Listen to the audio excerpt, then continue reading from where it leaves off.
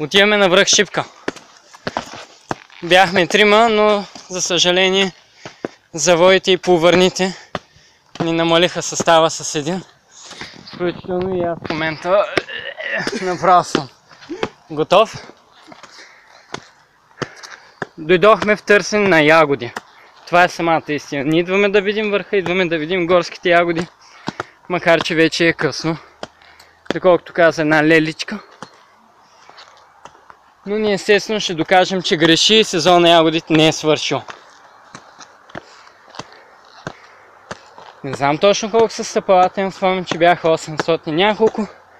Но сега ще ги скачим 20-30 пъти за загрявка и след това вече ще ядем ягоди. Какво друго да ви кажа? Нищо.